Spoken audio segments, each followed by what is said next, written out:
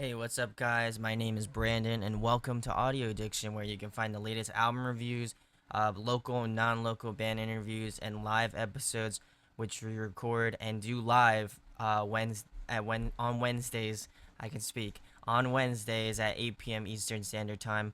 Come hang out with us. You should be able to get notifications if you subscribe to us. So please subscribe. And also, please like this video.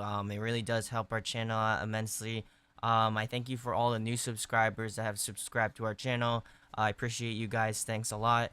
But again, I'm getting away from myself. Tonight, we're going to be talking about the new Blink-182 album, California. So I'm super excited to talk about this one.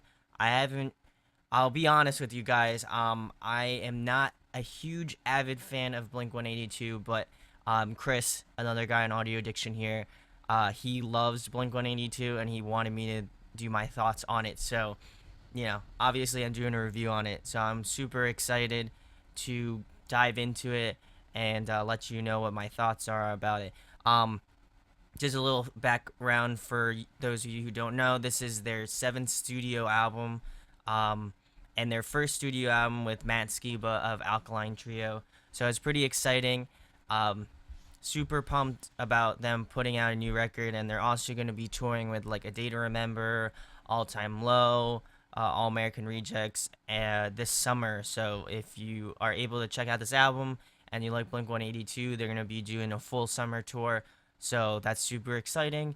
And I'll be honest with you guys, I'm not the hugest Blink-182 fan. Like, I don't know every single one of their songs. I don't know all of their albums. I probably only know like What's My Age, Adam's Song, Stay Together for the Kids. Just like classic Blink-182 songs that you would have heard on the radio. And I just never really followed up with them. So I wanted to give this album a listen because, out here in Audio Addiction, we try to listen to different things. So, I figure I'd give my crack at this. So let's get right into it. The first track being Cynical. They kind of did a little bit of a preview of it on Mark Hoppus's Instagram when Matt Skiba was in the studio with them. They did a verse, or like kind of a portion of the verse in the studio, and Mark did an Instagram video of it. So if you want to check it out, just follow him on Instagram. And I think it's a little bit back, but it should be awesome. But anyway, getting back to the track, I really like this track a lot. I love that it's the first track. It's the opening track to the record, and it's by far one of my favorites on the record. I know it's really short, I think being at like under 2 minutes, but it's just super catchy, and you get to hear Matt Skiba's vocals for the first time in the record, obviously, and he really does do a good job. Like, I've never actually listened to Matt Skiba. I have never listened to Alkaline Trio, but I really like his voice, so I'll have to check Alkaline Trio out now. We'll move on to the second track, Bored to Death, which was their first single that they released off of California. I got everybody super excited, super hyped about the new record. I will say that initially I did not like this track, but after listening to the record a few times, it's really, really, really grown on me, especially the choruses. And that's a common theme you'll see in this album, is that they just put out solid choruses. Like, every time the choruses come in, you'll wind up throughout the day humming like some, either Bored to Death's chorus or like another track that we'll be talking about later. But like, just the sheer catchiness of this album is ridiculous. And Bored to Death was a really good single that they put out, I feel like. It kind of encompasses what they do. Obviously, Mark's vocalists are highlighted a little bit more than Matt's, but especially in this track. But it's a really good single and another great track to begin the record off with. So we'll move on to track number 3, She's Out of Her Mind. Personally, one of my favorite tracks as well off this record. Again, it's really, really, really catchy, especially when it gets around to the chorus section part. But definitely one of my all-time favorite tracks off this record for sure. We'll move on to track number 4, which is Los Angeles. This one is a different one, and not in a bad way. Just, it's different from Blink-182, or for what I remember of Blink-182. It seems a little bit heavier. The intros really interesting. It starts with like some bongos and like some um like more exotic kind of instruments at the beginning, and then it really kicks in after like the guitars, Matt Skiba's vocals, Mark's vocals kick in. It's definitely one of the more interesting tracks off the record, and probably again one of my favorite songs off the record. I can speak English, guys. um, we'll move on to track number 5, Sober. Uh, Another really really good track, another really catchy chorus, another just brilliant songwriting from both Matt and Mark and Travis.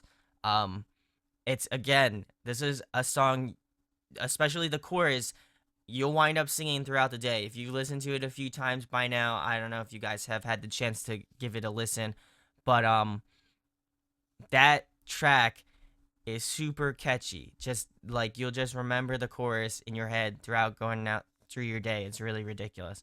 But probably again, one of my favorites. I keep saying probably a lot, but definitely one of my favorites off the record. Probably my favorite track off the entire record, just by sheer catchiness. Um, so we'll move on to track number 6. Built This Pool. It's about 17 seconds actually, to be exact, and it's just like a little short kind of fun pop punky kind of track. And Mark's vocals are hilarious, and the lyrics are kind of hilarious in this track. So definitely give that one a listen.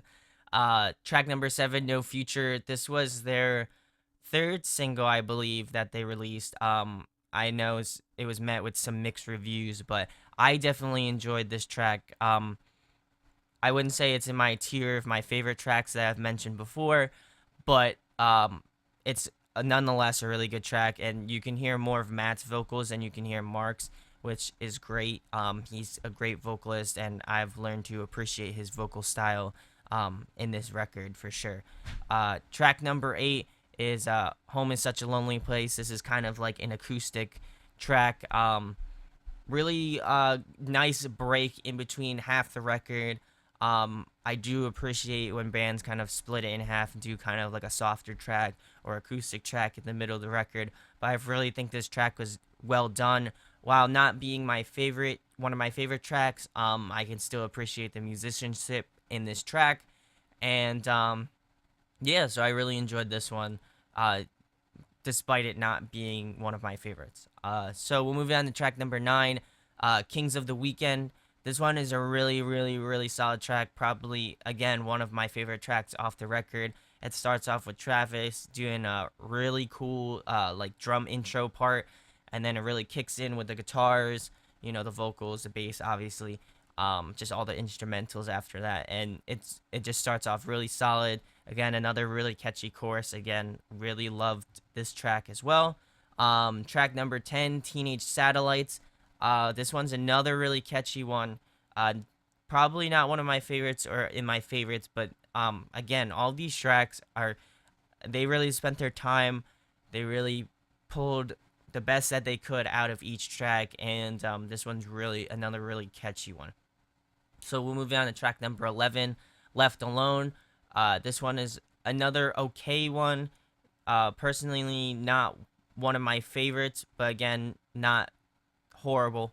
I don't think any of these tracks on this record was horrible, even though, there's some that I don't like necessarily.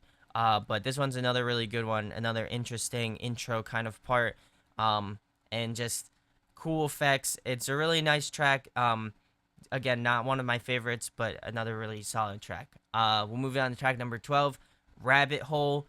This was their second single that they released, and they did like a lyric video for it on their YouTube page. And this one was, even when I listened to it as a single, I wasn't really excited about this track. And even after listening to this record a few times, I'm still not really, I didn't really like it too much. It is really, really catchy. I will say that. But just, I don't know, it was just something about this track that just didn't really get me going. It's not I wouldn't say is as solid as some of my favorite tracks that I mentioned on this record. But again, another really solid track. You can check that one out along with Bored to Death and No Future. I'm pretty sure they have those all on their YouTube page. So I'll make sure to link that as well. Um, Track number 13, San Diego, is another not great track in my opinion. Um, Not to say it's a badly written track or that, you know, musicianship wise that's not great. It's really a good track. It just didn't really get me going. Um, it's another. I don't know if it's really slow. It's kind of like a rock paced track. Um, Definitely not terrible, but not great. So, um, yeah. So we'll move on to track number 14. The only thing that matters. And there's something funny about this track, and I don't know, maybe you guys will have to give it a listen and then comment in the section below. But the intro of this track reminds me so much of Sonic Adventure 2 when he's escaping the city out of the airplane. Like, listen to that track and then listen to this track. It sounds really familiar, and for some reason, that was like when I was listening to the album initially, I was like, wow, this like riff and this guitar part and like these drums and instrumental parts. I'm like, this sounds really familiar, and then so I couldn't quite think of it until I started doing this review, and I was like, oh man, this sounds just like Sonic Adventure 2's intro. So, um, we're harkening back to my childhood kind of a thing. So that was kind of crazy. I don't know if they did that on purpose or anything, but that was interesting to me at least. But yeah, so that one's another really good track. It's another really short track. I think it's under 2 minutes. But it's really fast paced drum parts from Travis. And it just sounds like a pop punk track that you'd see, listen to all the time. So, and what you expect from Blink-182 at least. Um, Track number 15, California, is another one that's a little bit slower, and it's not one of my favorites. But again, I appreciate the songwriting and the musicianship of this track, um, despite it not being one of my favorites. And lastly, we got Bohemian Rhapsody. It's about, I don't know, like 30 seconds, but it is another short, like fast paced track. And it's another good way to end off the record in like kind of like a funny, I don't know, kind of twist to the record. So, um, some pros about this record. Uh, the choruses. I know I've mentioned it quite many times in throughout this review, but all of these tracks, despite some of them being my favorite and some of them being ones that I didn't like, this record's really catchy. Like after the first listen, I was like, man, this is pretty good. And then like after maybe like 4 or 5 listens, it starts to become more and more catchy as you get familiar with the songs and stuff. And then, by the 7th, 8th time, I was singing, the lyrics in the car. So, um, just it's brilliant songwriting, brilliant musicianship from Blink 182 on this record. Some cons being that lyrically, I think it's suffered. Not just saying that because I haven't heard from them in a while, but just I don't think their lyrics are their strong point in this band. Like, obviously, you know, catchiness and lyrics kind of go hand in hand a little bit, but it just didn't seem like the lyrics really got me. It was just kind of cliche pop punk kind of terminology that they used in this record at least, in my opinion. But again, I'd like to know your thoughts in the description. But yeah, I don't know. It just really didn't seem like they put a lot of effort into the lyrics. I appreciate they put a lot more time into the instrumentals because again, like I said, it's really catchy. It really gets you going and stuff like that. I mean, Blink 182 is one of the like OGs in the like pop punk scene. So, and I think they're well respected for sure. But definitely give this record a listen. I am not the big. I will say this. I'm not the biggest Blink 182 fan, but I wanted to come in with this with an open mind. I haven't heard from them in a long time. I actually had never heard of Alkaline Trio up until Chris told me about Alkaline Trio. So I'd never really heard of Matt Skiba. But Blink 182 is synonymous with pop punk at the moment, and they have been for quite some time. But I just wanted to give it a listen. Let me know what your thoughts are. I know I keep mentioning it, but let me know your thoughts in the comments. I really do appreciate you guys commenting on these videos. It helps really engage me as a listener and like me as just somebody who runs this channel, um, it's a lot of fun to interact with you guys and see what your thoughts are on the record. But again, I give this record probably an 8.5 out of 10. It's really got some awesome, catchy parts to it, but I feel like the lyrics kind of lack in that respect. But again, if you're a Blink-182 fan, I'm pretty sure you don't subscribe yourself to you know really, I don't know, deep lyrics. It's kind of like that's how pop punk is, and there's plenty of other bands that do it justice. Like Real Friends, um, like Pacific stuff, bands like that. They all do that type of like emo lyrical kind of thing at justice. But yeah, just let me know what your thoughts are in the comments. If you like what we do, please subscribe. Also, make sure to thumbs up the video. It really helps our channel out immensely. Thank you to everybody who's a new subscriber, and thank you to those who will subscribe because of this video. I really do appreciate it. And again, make sure to check out the live videos. We do have a lot of fun. I think it's more centered around having people come and chat with us while we're doing the episode. So, please make sure to check that out. If you haven't checked out our latest episode, I always make sure to leave information up at the top. You just click that little eye. You can check out, like, again, our band reviews. I mean, band interviews, album review, other album reviews that we've done, and then the episodes, and we do some live shooting as well. But yeah, so that's it. We might go to this Blink-182 concert that's coming around. We live in the Philly, New Jersey area, so we might go to that show. So if you guys go to that one, let us know. We'll see if we can make it out to it. But yeah, guys, thank you for checking out our channel. My name is Brandon, and welcome to the Audio Addiction family. We really appreciate it. And yeah, I'll check back with you for the next episode review, whatever. So talk to you guys later. Peace.